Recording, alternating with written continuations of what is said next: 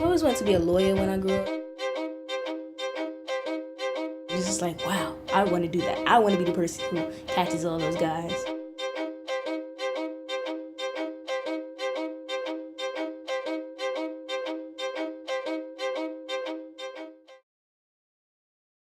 Growing up in East Harlem, attending a school for gifted children on the Upper East Side, traveling to Midtown for dance, and then going off to boarding school in New England has given me the unique privilege of meeting so many people who appear to be so different.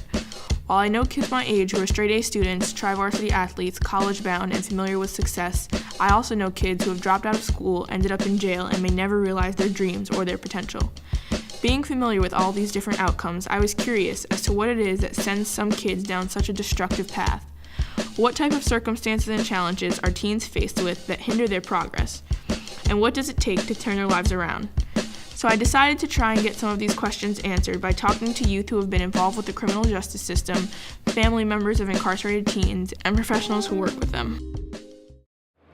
Not really a lawyer, more like a criminologist. So it's like it's something with law. So I'm gonna take up criminology. This is my half a hood, I guess. I don't really like being around here because over there is Bronx River Projects, and they just, I don't know. How you say? I'm not a fan of ghetto. That's how I would say it. All it does is get you into trouble, so I tend to stay away from that. I love softball. Softball, once you catch me in the field, I become a beast. It's like, whew. We're gonna turn right here on Boynton, and the field is right behind the school. The thing is, I used to run track.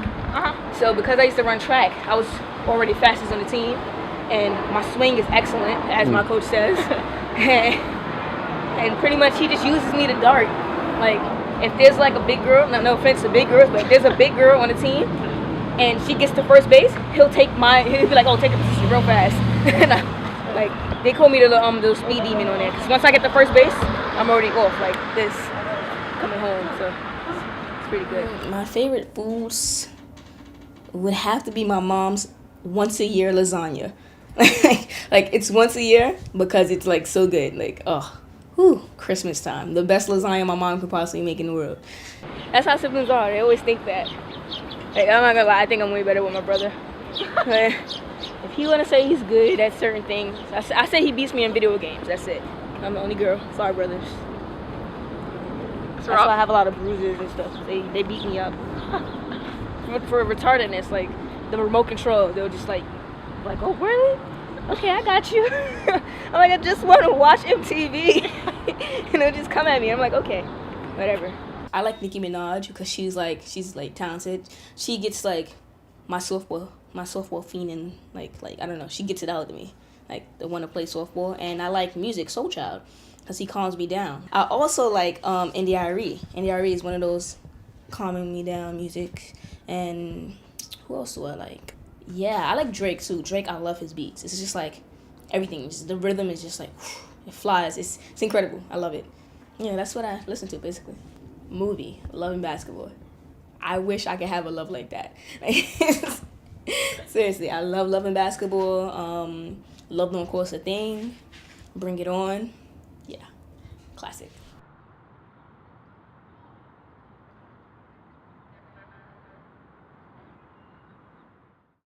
I go to Monroe Academy for Business and Law. I'm entering the 12th grade. I got into the criminal justice system at the age of 15 and 16. And what was you arrested for? For robbery and assault. Was arrested for robbery. Assault, but not robbery. Yeah, it wasn't really bad. It's kind of more like I was with the wrong crowd, but because I was with them, they said that they charged me with the same thing they were charged for. So I go to New Utrecht, and I was introduced to Exhort by my social worker at my superintendent suspension center. I was there for the superintendent is where you see suspended for like a year, and you got to stay at a site outside of school for a whole year. And my social worker told me about Exhort, and I was suspended because I got arrested for assault in a 3rd degree against one of my deans at school for pushing me. Oh, so you spanked your dean? No, did not spank my dean.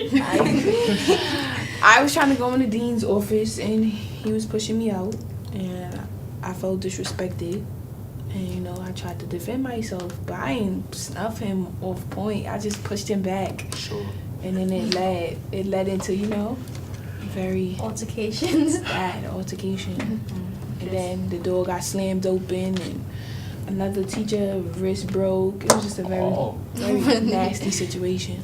Well, me, I got involved with the juvenile justice system when I was 15. I was in Harlem, and I just happened to be at the wrong place at the wrong time. I was with a few of my friends, so we just wanted to chill. So we went up to the roof, and then we just chilled on the roof. And when we were on the roof, the cops came.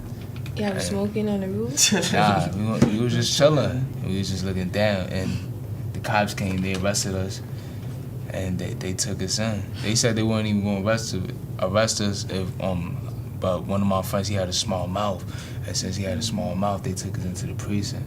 And then from there, I had a probation officer, and my probation officer, she recommended me to exhort because she said that she wanted me to occupy myself so I could stay out of trouble.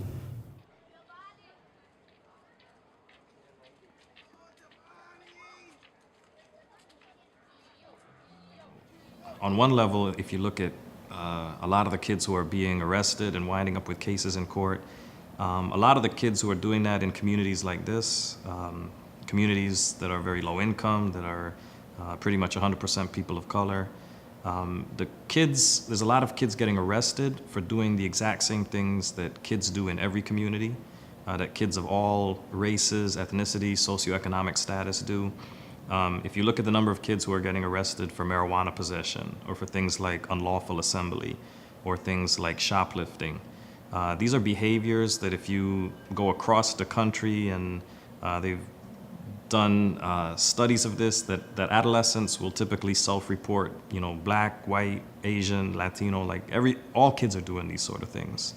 But in neighborhoods like this, the policy is that we need to flood these areas with police. We need to put police in schools.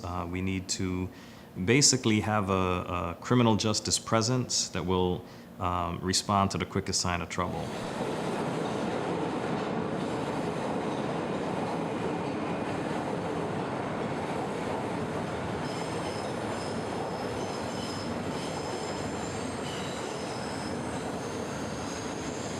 No matter what class you come from, no matter what race you come from, you are familiar with abuse, any kind of abuse, all kinds of abuse, and substance abuse. You know, I went to Davidson College down south. There was so much substance abuse down there, it was amazing. And it's a, you know, upper class college where people were using substances all the time, but they weren't facing a felony charge. They weren't facing incarceration. And no matter where you come from in our society, people are unfortunately trying to escape in some kind of way. So people have people who are alcoholics in their families, no matter what income you have in your family. So you really sort of know about that. It's really cluing in and understanding, I think, starting from where you are, that you understand that that's going on in your whole family, and then you can analyze to see, now, what's going on with this family member?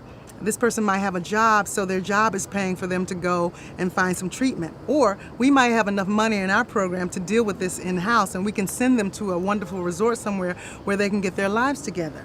But on the streets with a poor person who's homeless, who doesn't have any money, there's no alternative. The alternative is prison.